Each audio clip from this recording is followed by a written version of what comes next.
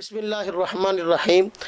حضرت نبی پاک صلی اللہ علیہ وسلم نے حضرت مہدی علیہ رضوان کی پہچان کے حوالے سے ہمیں ایک اور بھی علامت بتائی ہے کہ حضرت مہدی علیہ رضوان کے زمانے میں دجال کا ظہور ہوگا اور حضرت عیسیٰ علیہ السلام کا نزول ہوگا۔ حضرت عیسیٰ علیہ السلام جامع مسجد دمشق میں نازل ہو کر جب نماز ادا فرما لیں گے تو پھر آپ کو بتایا جائے گا کہ دجال آ گیا، چنانچہ آپ فرمائیں گے کہ مسجد کا دروازہ کھول دو، مسجد کا دروازہ کھولا جائے گا تو باہر دجال موجود ہوگا۔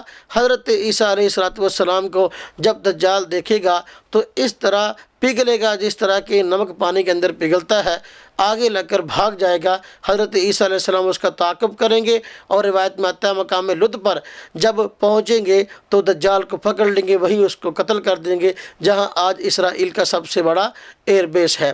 نبی پاک صلی اللہ علیہ وسلم نے یہ علامت بیان فرما دی کہ حضرت مہدی علیہ رضوان کے زمانے میں دجال کا ظہور ہوگا۔ آپ جھوٹے مدعیان مہدویت کی حالت کو دیکھیے، ان کے زمانے کو دیکھیے۔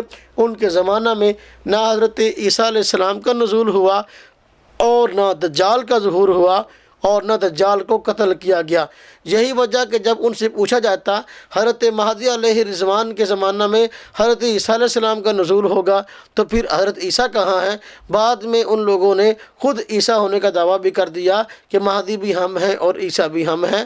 حالانکہ دیکھو بات یہ ہے کہ نبی پاک صلی اللہ علیہ وسلم نے حضرت مہدی علیہ رضوان کی شخصیت کو الگ ذکر فرمایا اور حضرت عیسیٰ علیہ السلام کی شخصیت کو الگ ذکر فرمایا، پھر ان کے زمانے میں دجال کے ظہور کے واقعے کو الگ ذکر فرمایا ہے۔ تو نبی پاک صلی اللہ علیہ وسلم کے فرمانات کی روشنی میں ہمیں حضرت مہدی علیہ رضوان کی 8ویں شخصی علامت یہ معلوم ہوئی کہ ان کے زمانے میں دجال کا ظہور ہوگا اور دجال حضرت عیسیٰ علیہ السلام کے ہاتھوں قتل کیا جائے گا۔ لیکن جھوٹے مدعیان مہدویت کے زمانے میں یہ کام بالکل نہیں ہوا۔ ملا اٹکی کے زمانے میں دجال کا ظہور نہیں ہوا، حضرت عیسیٰ علیہ السلام کا ظہور نہیں ہوا۔ ریاض احمد گور شاہی کے زمانے میں حضرت عیسیٰ علیہ السلام کا نزول نہیں ہوا اور دجال کا ظہور نہیں ہوا اور قتل نہیں کیا گیا۔ اور اسی طریقے سے مہدی سوڈانی پیدا ہوا، اس نے بھی دعویٰ کیا لیکن اس کے زمانے میں دجال کا ظہور نہیں ہوا اور اس کو قتل نہیں کیا گیا۔ یہ علامات جب ان لوگوں میں نہیں پائی گئی تو ہم ان کو مہدی نہیں مانتے۔ مہدی وہی شخصیت ہیں جن کے زمانے میں یہ علامات پائی جائیں گی اور خاص طور پر یہ علامت بھی کہ ان کے زمانے میں دجال کا ظہور ہوگا۔ تو حضرت مہدی علیہ رضوان کے حوالے سے 8ویں علامت پوری ہوئی کہ ان کے دور میں دجال کا ظہور ہوگا۔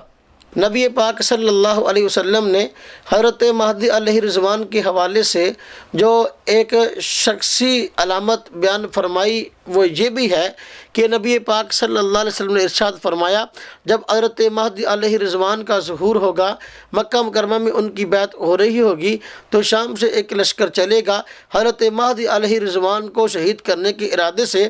جب وہ مقام بیضاء پر پہنچے گا تو اس کو زمین میں دنسا دیا جائے گا۔ مقام بیضاء وہ جگہ ہے جو کہ مکہ مکرمہ اور مدینہ طیبہ کے درمیان ہے۔ جب اس جگہ پر وہ لوگ پہنچیں گے تو ان کو زمین کے اندر دنسا دیا جائے گا۔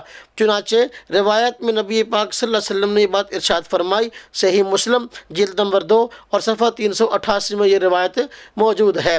لیکن آپ جھوٹے مدعیان مہدویت کو دیکھیے، ان کے مخالفین زمین میں نہیں دنسائے گئے، نہ تو بیت اللہ میں ان کی بیعت ہوئی اور نہ ہی مقام بیضاء پر کوئی بھی فرد یا کوئی طبقہ یا کوئی گروہ دنسایا گیا۔ ریاض احمد گور شاہی کے زمانے میں، ملا غلام احمد کے زمانے میں اور ملا اٹکی کے زمانے میں، علی محمد الباب کے زمانے میں، مہدی سوڈانی کے زمانے میں یا 1980 میں بعض حضرات نے ایک غیر مقلد آدمی کو کھڑا کیا مہدویت کے دعوے کے لیے، نہ اس کے زمانے میں۔